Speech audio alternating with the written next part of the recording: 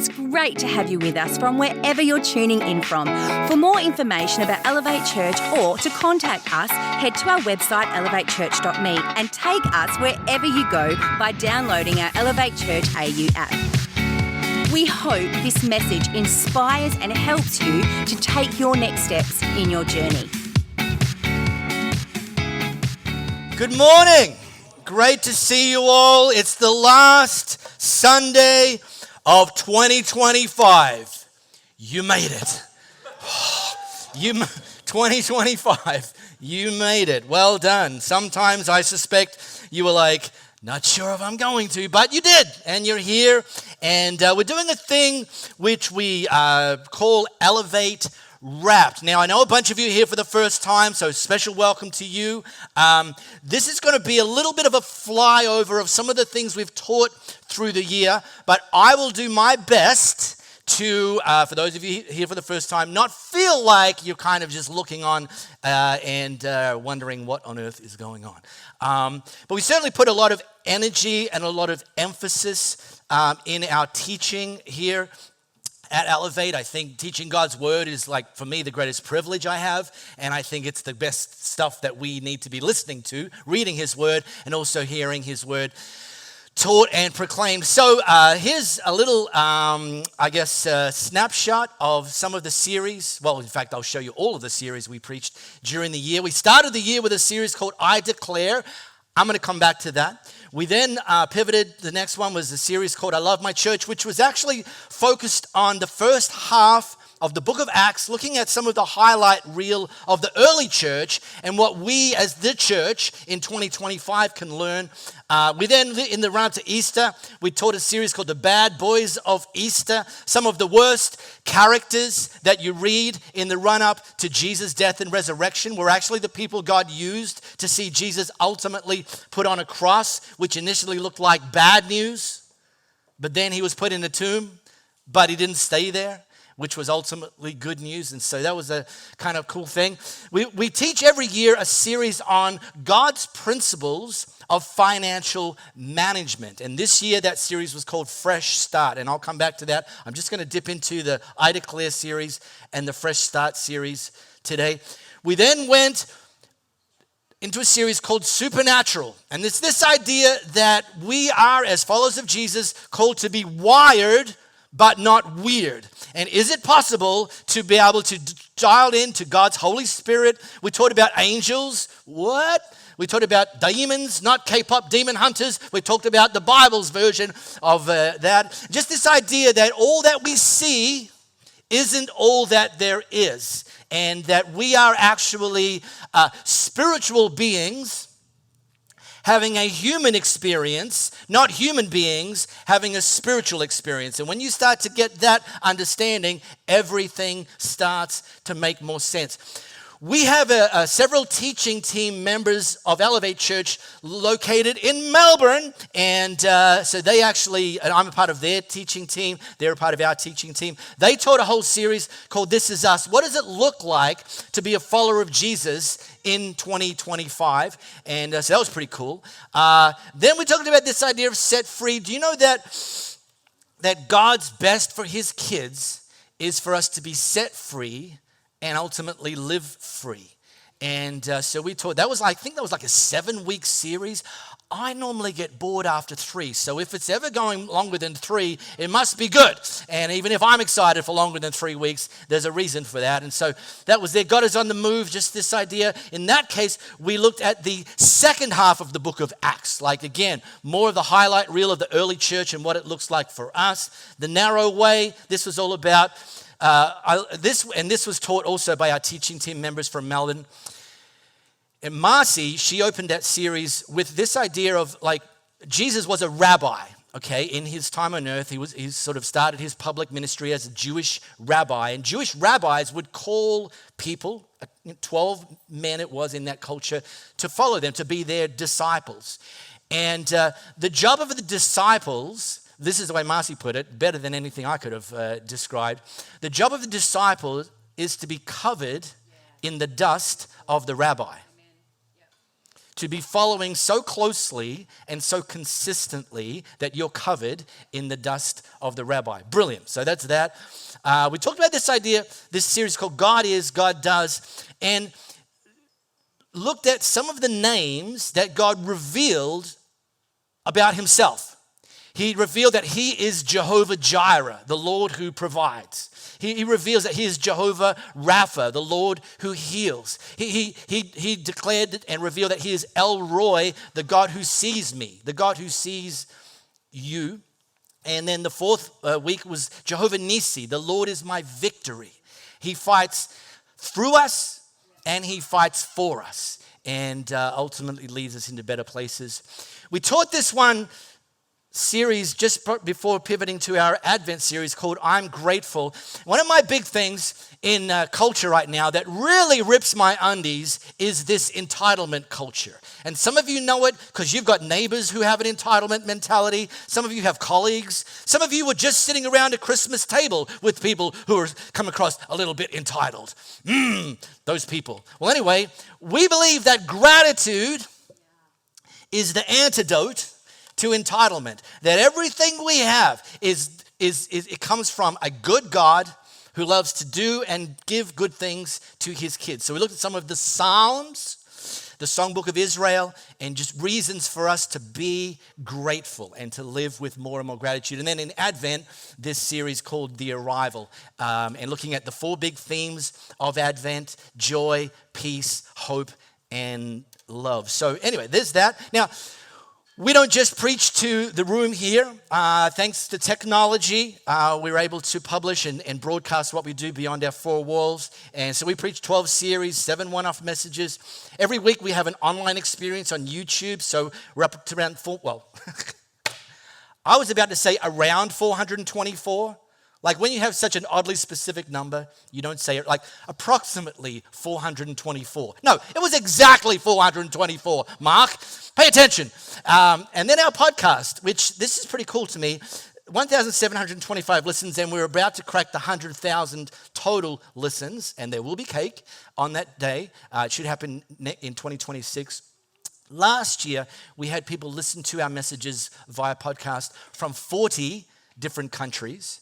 This year, that number has doubled to 80 different countries. It's pretty cool, right? And I shared this with the team this morning. I know, it's like, wow. And I shared this. We get to see which countries, and we get to see how many people are listening in each country, and they're ranked. In the top 10 of 2025 of countries that have listened to the Elevate podcast, 2 of those countries, one is Iran. Iran is the number 7 country. It's illegal to be a Christian in Iran. And another in the top 10 at number 8 is the Russian Federation. I mean, I hope Vladimir Putin is listening. I think he might learn something. So how cool is that? Anyway, so if you missed any of that, visiting, catch up. There's a flow code on the seat back in front of you. You can scan that. It'll take you to our Elevate app, which will take you, it'll know if you're on the Apple or the Google store. Automatically, it'll take you there. You can get there. Now, I'm just going to revise 2 messages from 2 of the series, which I've already previewed. I'm going to start with this one, I Declare. So we started the year looking at some of these big rocks that ultimately become superpowers if we commit to doing them. If we commit to being consistent, that's the one I'm going to drill into today. If we commit to growing in wisdom, wisdom is not the same as knowledge. Knowledge is knowing tomato is a fruit. Wisdom is knowing you don't put it in a fruit salad. Okay, that's that. The forgiveness superpower. A lot of people are living in a prison and they've handed the key over to somebody else that they can't forgive, not knowing that if you forgive that person, that gate will actually be unlocked and you get to walk free. It's a superpower. The joy superpower. God loves us to be happy, and beyond that, he loves us to be joyful and joy-filled. And the perseverance superpower. It's easy to keep walking forward when you don't face any obstacles, but what do you do when you face an obstacle? Well, my suggestion is you persevere. You keep doing the things God calls you to do. But let's talk about consistency. I love consistency. The longer I'm a leader in a local church setting, the more I look for and love consistency. Anybody can show up for a day. I'm impressed with people who show up for a decade. I'm impressed with people who allow God to use them from generation to generation to generation. Not someone that comes in and they're all intensity, and 2 months later you're phoning the missing persons unit. Like, where'd that person go? They were very impressive, but they didn't last. This idea of consistency is a superpower. And what it allows us to do is it allows God to demonstrate his consistency and his faithfulness. He makes it clear that he is the God of Abraham, Isaac, and Jacob. He's the same yesterday, today, and forever. He doesn't just want to be faithful in your generation. He wants to be faithful through the generations. And by the way, I love right now, we've got, in some cases, several generations sitting here together because they've been consistent, the people, and have allowed God to demonstrate his faithfulness through the generations. Consistency is a superpower. And we made this big idea from this message. Transformation happens when you do consistently what other people do occasionally. Now, by the way, the two messages I'm choosing to focus on, actually, I've chosen with a view to looking over the fence at 2026. And let me just rattle off a few things that kind of come out to play in January. Nearly anybody can exercise for 2 weeks in a row. Nearly anybody can spend less for a month. Nearly anybody can read their Bible every day for a week. Nearly anybody can show up to church 4 weeks in a row. But the benefits kick in when you've been exercising for 2 years in a row. When you've been spending less for 12 months, not just 1 month. When you are reading your Bible consistently, month on month, year on year. This idea that consistency is a superpower. Now, I'm not here to shame anybody if you're like, oh yeah, that was me, January. Bought the gym membership, such a good idea in January. Probably should use it next year. We're not here to shame. In fact, if you struggle with consistency, believe it or not, you're in very, very good company, because Paul, who was one of the leaders in the early church, arguably one of the greatest leaders in church history, and arguably one of the most mature followers of Jesus in church history, he had this to say about consistency. I didn't really understand myself. Yeah, we feel you, Paul. For I want to do what's right, but I don't do it. And instead I do what I hate. I want to do what's right, but I can't. I want to do what's good, but I don't. I don't want to do what is wrong, but I do it anyway. Anyone feeling Paul right now? Anyway, yeah, this is my soul brother here. Come on. Woo! Paul, preach it, baby. But really what Paul is demonstrating to us as followers of Jesus is we live in a war zone, and it's a battle between the flesh and the spirit. And we will live in that war zone until the day we pop our clogs. Either Jesus comes or we go, whichever one comes first. We will live in that war zone. We will live constantly in a battle between the spirit and the flesh. Oh, great, Mark. Thanks. I'm feeling really encouraged right now. Jeez, when we should have just stayed home. But the good news is that God has a lot to say about this area of consistency, that over time we can find ourselves doing more of what is right and less desiring to do what is wrong. So I'll just give you the pro tips that I gave back in that message, and they're super practical, which is kind of the point. The first one is this: start small. Small things done consistently are better than big things done occasionally. There's a whole thing in the Get Fit space called Couch to 5K. You'll see it on blogs and mom blogs, and you'll see it if you still read magazines, running magazines. Couch to 5K. If you've never run before, that's okay. If Netflix keeps saying to you, are you still watching? That's okay. That's okay. You can move from the couch, and there are 10-week programs to get you from the couch to not just the start line, but ultimately the finish line of a 5K. One of them I just read for myself. One of them is this. Day one. This is the workout, day one. So remember, we're moving from the couch. We want to ultimately get it. Now, it doesn't say get off the couch. That's kind of implied, okay? It's like they just started. That's just assumed that that's the starting place, Karen. Sheesh. Try to keep up. We make the dim ones sit at the front so they can be supervised. Yeah. Anyway. No. Here's the workout day one. 15 minutes. Walk 5 minutes. Walk briskly 5 minutes. Walk 5 minutes. And if you do that, you're like, all right, I think I'm still alive. It starts to build a little bit of confidence. Okay, well, what's tomorrow's workout? Well, actually, the next day's workout is a rest day. Get back on the couch for a day. You've earned it. And but it plays to this principle: start small. The second one, and look, it's like, yeah, I know I have my Captain Obvious hat on with this one. Don't quit. Well, duh, Mark. But here's the reason. Don't quit just because you don't see change fast enough. And I showed this concept from the world of psychology called the Valley of Disappointment. So I'm about to give you even more reasons to wish you'd stayed home.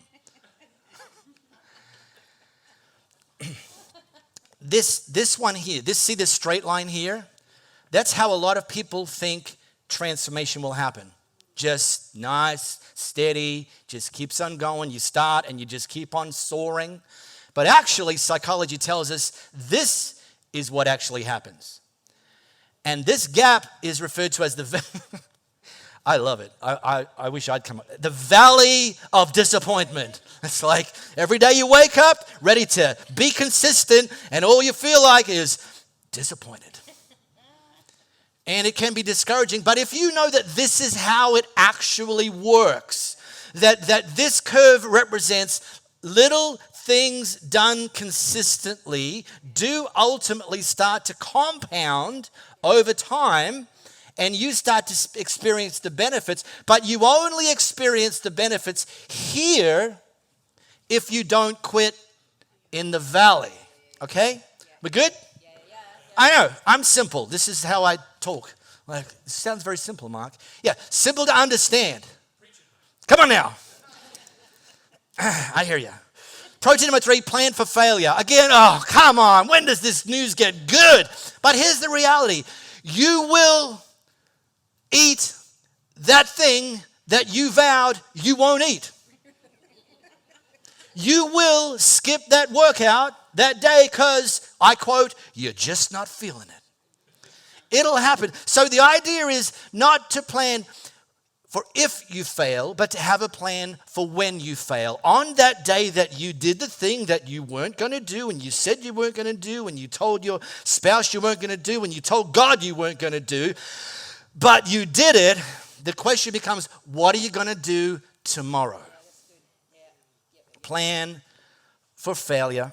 And then the final one is this: trust the process. And I shared this quote. This is James Clear's, one of like the top 10 books that everybody should read in their lifetime kind of books. Atomic Habits, new goals. And again, remember, think about this as we're entering a brand new year next week. New goals don't deliver new results. Oh, great. Thanks, Jim. New lifestyles do. And a lifestyle is a process, not an outcome. For this reason, all of your energy should go into building better habits, not chasing better results. The results will come by themselves on the back of consistent, better habits. All right. Then I mentioned earlier, we teach, every year, we teach a series on God's principles of financial management. God has a lot to say about how he wants his kids to manage money.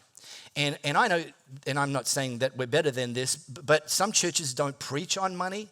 And our conviction is, if you're not going to preach God's principles for financial management in a church, where are people going to learn this stuff? Where are people going to hear it? We have to. And incidentally, it's one of the things we all have in common.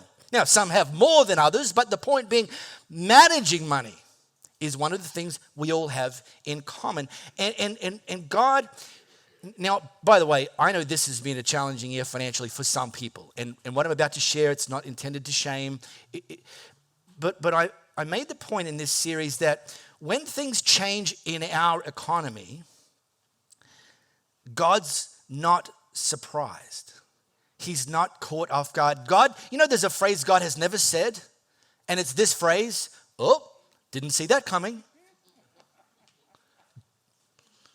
Affordability crisis, God's like, oh, that's a new one, fellas. What are we going to do about that? And God's principles for financial management are timeless.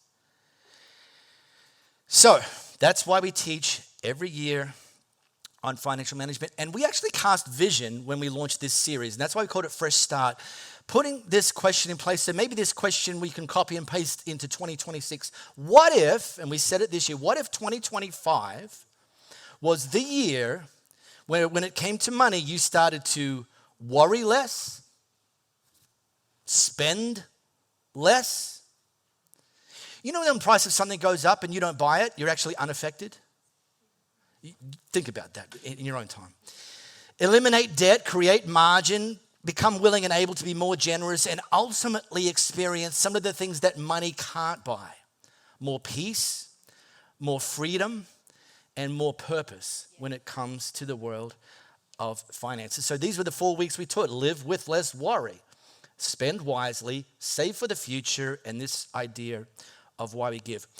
And I shared a study that was done in the US studying everyday millionaires. It was the largest study ever undertaken. They chose 10,000 subjects, people who were everyday millionaires. So it wasn't a study of Bill Gates and Jeff Bezos and Elon Musk. It was these everyday millionaires. And they discovered in this group of 10,000 everyday millionaires that 93% of them did not inherit a significant sum of money, and that they accumulated that wealth in their own generation. And the top 5 occupations, listen to this: engineers, accountants, this is in the order too, by the way, teachers, management, and not like C-suite management, but just like low to mid-level management, and lawyers, which Louisa's Italian grandmother pronounces liars. And I think she might be onto something.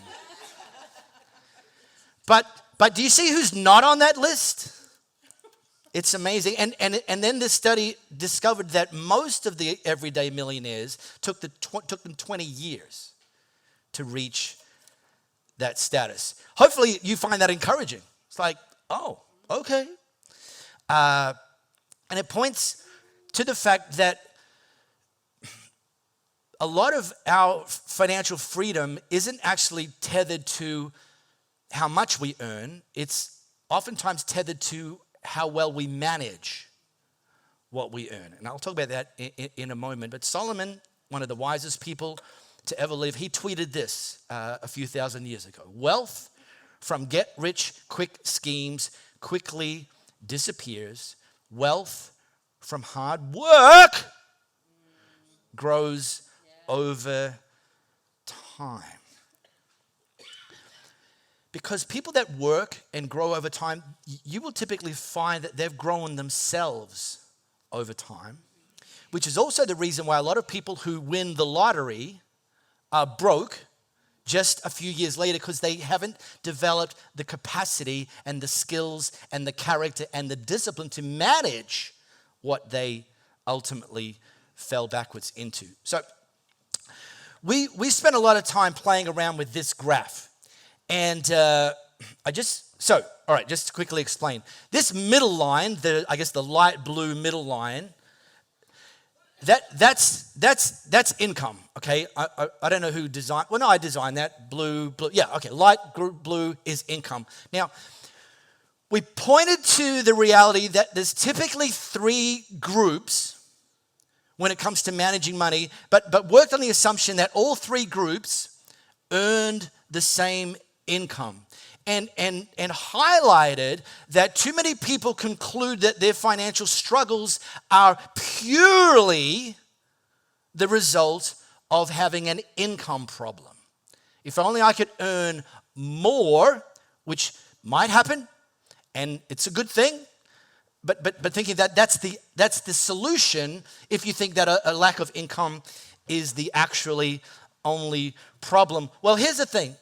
We looked at 3 groups. In the middle, the group, we call them the broke group. This group spends every dollar they earn. And when I talked about if you think you have an income problem and which will be solved by more income, here's the reality.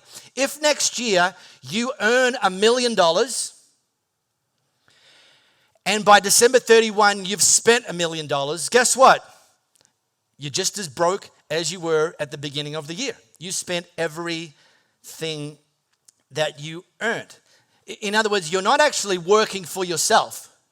You are a money laundering service for everyone and everything that you're handing the money over to, because at the end of the year, you got nothing left in your account and you're wondering why you're broke. Solomon tweeted this, the wise man, and incidentally, I think this applies to women too. Not trying to pick a fight here.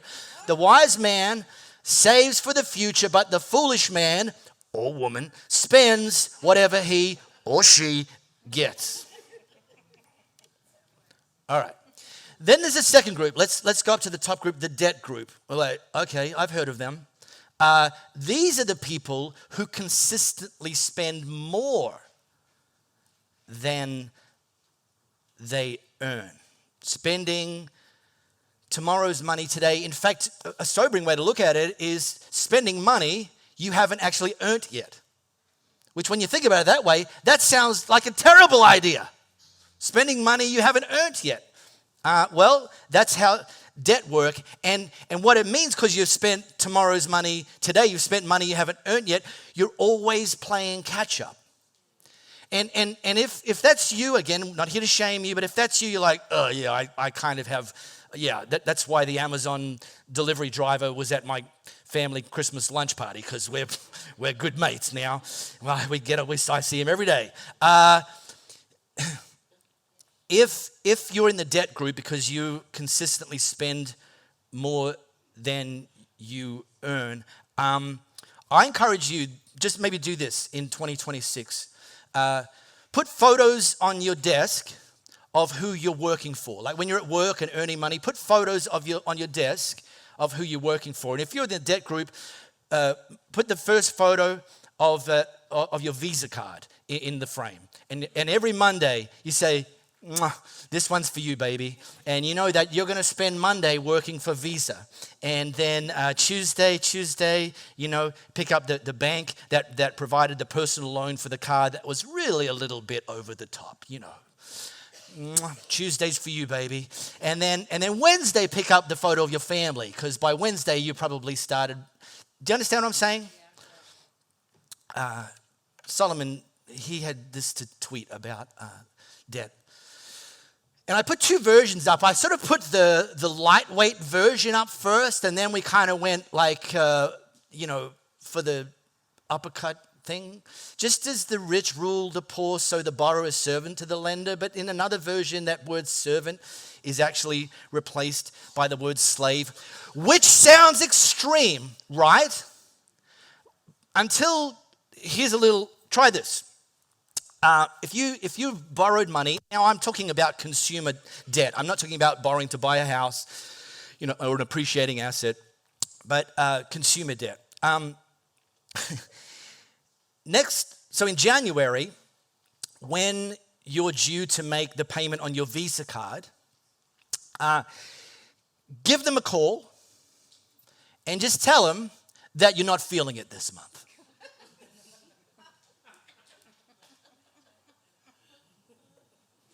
And actually maybe just give them the heads up that you might not be feeling it in February either.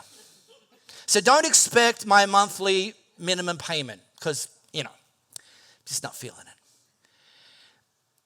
it. Let me tell you, in an instant, you will discover who's large and in charge. You will discover why it's called a MasterCard. You will discover that. You'll discover who makes the decisions about where your money does and doesn't go. Who's the boss in this arrangement? That's the point. And then there's the third group. This is the group we call the margin group. This is the group who consistently spend less than they earn. Now again, I appreciate it's been a difficult year. I appreciate some of you have slashed your budgets. I appreciate some of you now shop at Aldi.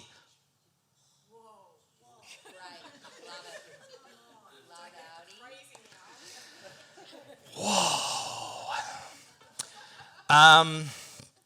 So again, I appreciate some people have found themselves in a situation where they're just trying to keep their financial nostrils above water. I appreciate that. We acknowledge that. And again, God's not surprised by that. Okay? He has a way forward. He can make a way even when you can't see the way. That includes your finances. So I would say if you're not in the margin group yet, make that an aspirational goal. God, help me get there. Lead me to that place. Because here's what we know about people who have arrived in the margin group. Again, these are the people who consistently spend less than they earn. These are the people, when it comes to finances, who experience the things that money can't buy. More peace, more freedom, and more purpose. So maybe that's you and your family for 2026. And that is a wrap on Elevate Wrapped. We really hope you got a lot out of this message. If you live in the Perth area, we'd love for you to join one of our live experiences. For times and directions, as well as information, head to our website, elevatechurch.me. For those of you beyond the Perth area, we'd love for you to connect with our online experience, which premieres every Sunday via YouTube and Facebook Live, and on demand immediately after. And to partner with us to reach more people by giving financially, head to our website, elevatechurch.me, and also download our Elevate Church AU app.